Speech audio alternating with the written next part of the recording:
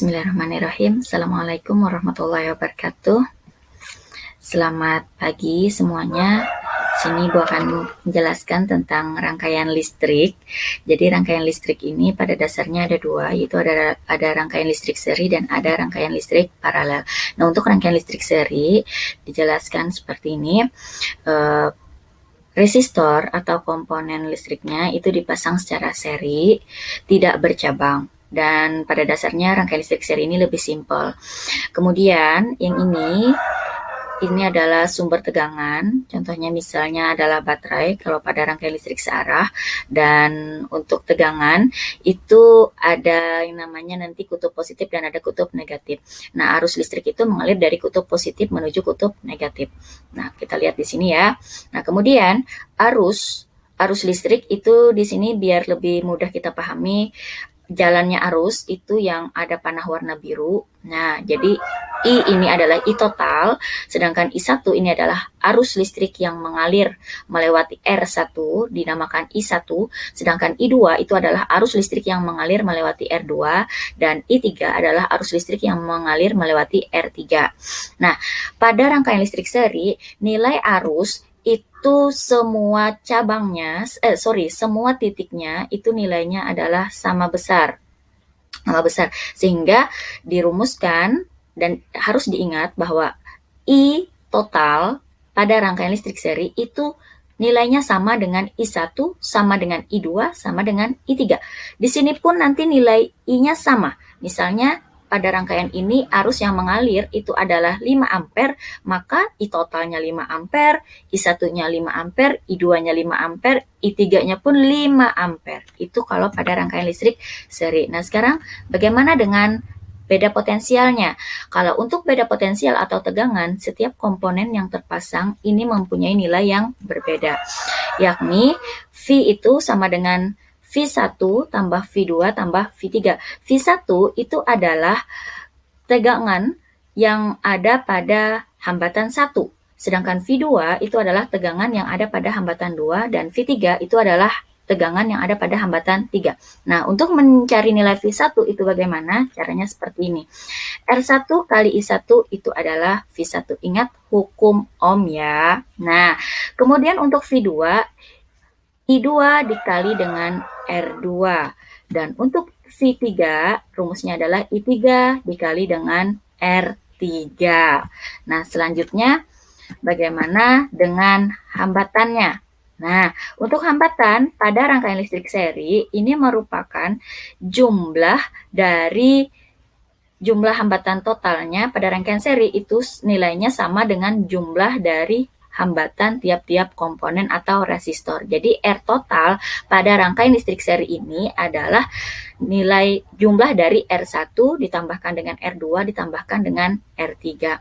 Sehingga kita tahu bahwa rangkaian listrik seri ini hambatan totalnya itu lebih besar dibandingkan dengan hambatan tiap komponen-komponen listrik yang ada. Nah, untuk rangkaian listrik seri ini, jika satu bermasalah, misalnya di sini R1-nya kita anggap lampu 1, ini adalah lampu 2, dan ini adalah lampu 3. Jika misalnya R1-nya itu padam, listriknya tidak mengalir, atau katakanlah kabelnya di sini adalah putus, maka rangkaian listrik ini tidak bisa berfungsi secara semestinya. Kenapa? Karena rangkaian listrik ini satu jalur dan dia tidak punya cabang, sehingga kalau I1 putus, maka arus total tidak bisa mengalir ke I2, tidak bisa mengalir ke I3. Sehingga kalau R1 padam, maka R2 dan R3 pun juga padam. Begitu halnya jika R2 padam, R1 dan R3 pun juga pastinya akan padam. Jadi tidak akan ada arus yang mengalir jika salah satu komponennya bermasalah. Nah, seperti itu untuk rangkaian listrik seri. Nah, baiklah. Untuk selanjutnya kita bahas tentang rangkaian listrik paralel. Nah, kita lihat bahwa di sini rangkaian listrik paralel dia berbeda dengan rangkaian listrik seri. Kalau rangkaian listrik seri itu tidak bercabang, kalau rangkaian listrik paralel itu bercabang. Nah, cabangnya yang di mana? Ini titiknya. Jadi Kalau pada rangkaian listrik paralel, arus yang mengalir melewati kutub positif, yang ini kutub positif ya, dan ini kutub negatif. Nah, kutub positif arusnya mengalir, nih yang panah warna biru, ketika melewati cabang, ketika di sini ada bercabang, maka arus itu akan terbagi. Ada yang masuk ke R1 itu namanya I1, arus yang melewati R2 namanya I2, dan arus yang melewati R3 itu adalah namanya I3. Sehingga pada rangkaian listrik paralel, arus yang mengalir pada setiap cabang ini mempunyai nilai yang berbeda, tergantung dari hambatannya. Jika hambatannya besar, maka arus yang mengalir itu kecil. Jika hambatannya kecil, maka arus yang akan melewatinya itu adalah besar. Nah, di sini kita rumuskan bahwa untuk rangkaian listrik paralel itu adalah I total sama dengan I1 ditambah I2 ditambah dengan I3. Selanjutnya untuk tegangan. Nah, semua komponen yang mendapatkan tegangan itu sama besar. Jadi komponen R1, komponen R2, komponen R3 itu nilai tegangannya sama dengan tegangan total. Misalnya di sini tegangan totalnya adalah 8 volt, maka V1, V2, dan V3-nya juga 8 volt. Dan untuk hambatan total pada rangkaian paralel, dia menggunakan rumus 1 per R total sama dengan 1 per R1 ditambah 1 per R2 ditambah dengan 1 per R3. Nanti disamakan penyebutnya dan jangan lupa dibalik. Untuk hambatan total pada rangkaian paralel, nanti akan Ibu jelaskan di contoh soalnya, ada trik-trik cepatnya ya.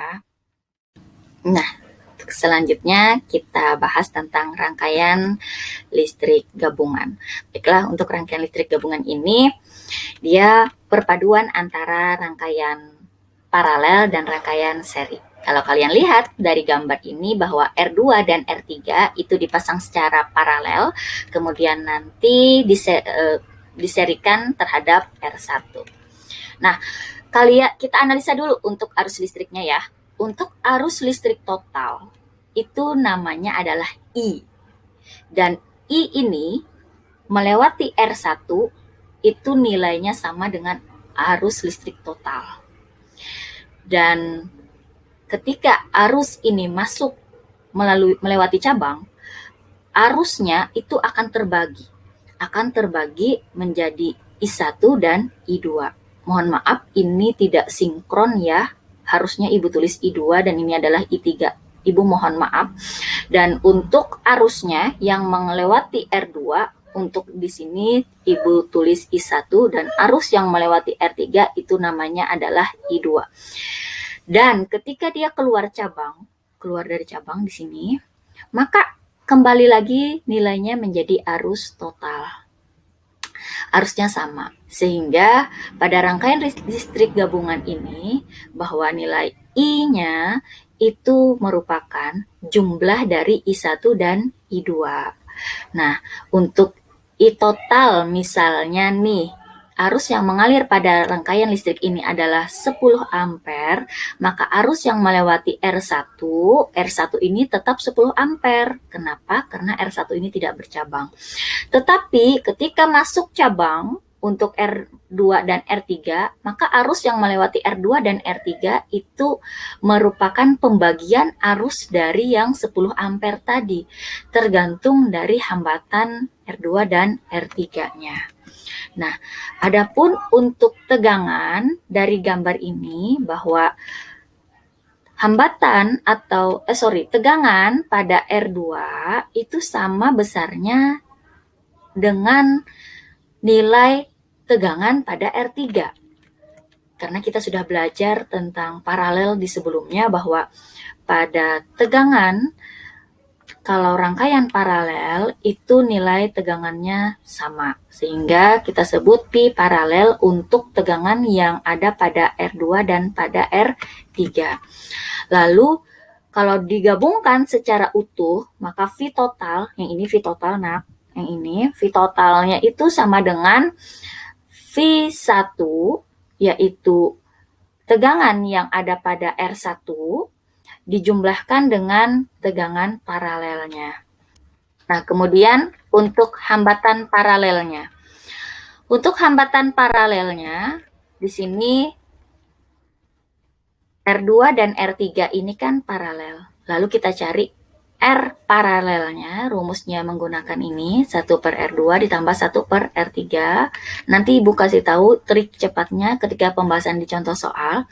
Dan untuk mencari R totalnya bagaimana? Jadi R2 dan R3 itu kita paralelkan dulu. Setelah kita ketemu R paralelnya, baru kita serikan dengan R1. Nah, di sini. Sehingga R totalnya itu atau R serinya itu sama dengan R1 ditambah dengan R paralel. Nah, seperti itu penjelasan untuk rangkaian listriknya.